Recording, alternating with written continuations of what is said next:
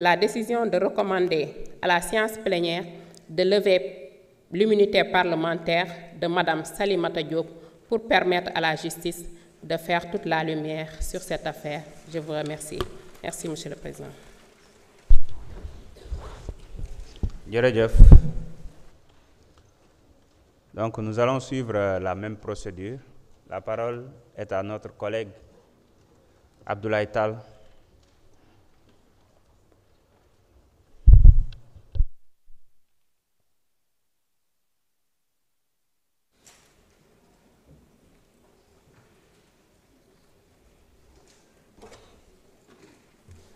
Je vous remercie, Monsieur le Président, Monsieur le ministre, nuyuwaat naa leen chers collègues. Monsieur le Président, bari na lu ma wax léegi du ma ci delluwaat parce que gis naa ni c'est valable également pour notre collègue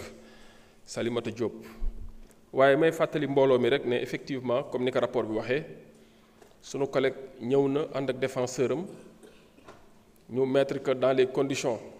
avant même son audition de préparer sa défense en mettant à sa disposition l'entier dossier. Défenseur am yëgal nañu ne moo koy défendre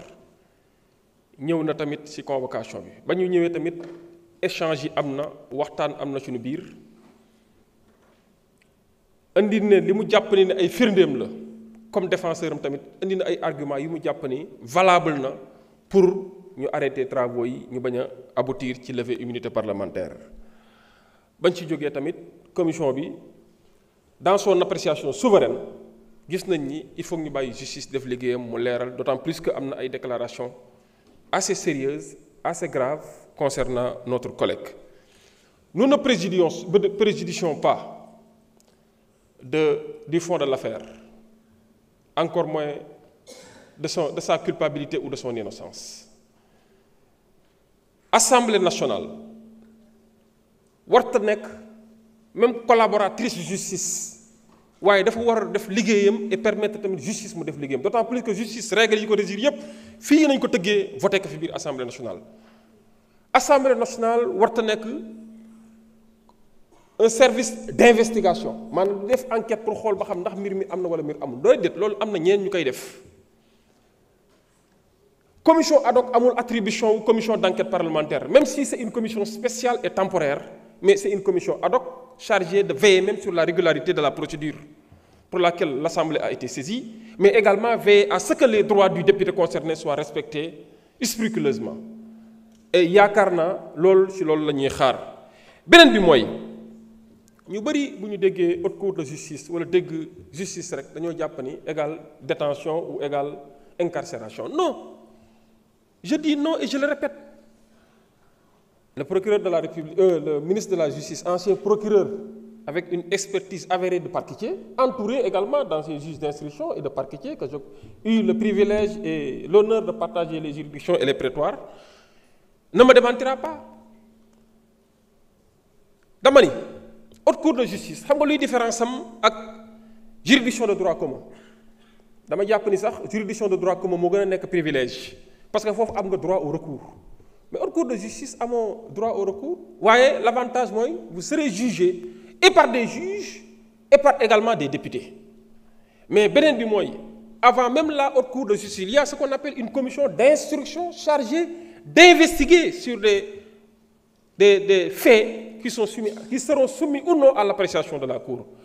te foofu ay juges d'instruction yu bari la contrairement aux juridictions de droit commun loolu benn juge d'instruction mooy ñëw jàkkaarloo yow def investigation bii ay juge d'instruction collégialité la loolu c'est un privilège beneen bi mooy jàkkaarloog juge d'instruction yooyu nekkul ni kaso nga jëm déedéet parce que loi bi nga xam ne moo ñu régir ñun ñëpp tënkuñu di wax ci deniers publics nee na boo jàkkaarloog ñoom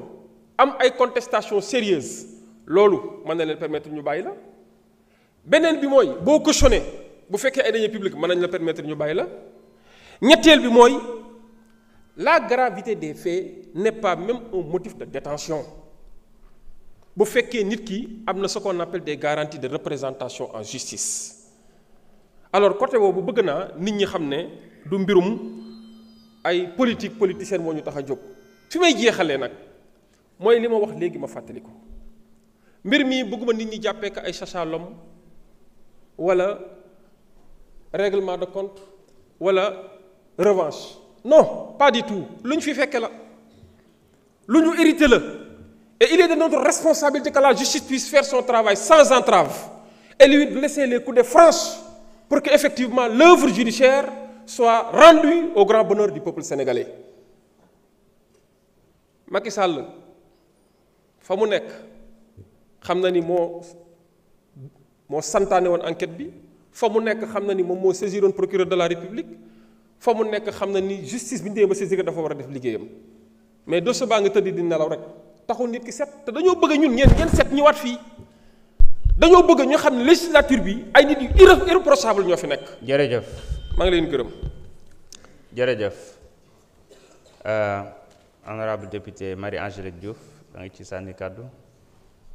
jërëjëf monsieur le ministre garde des Sceaux mën nga ñëw jël kàddu.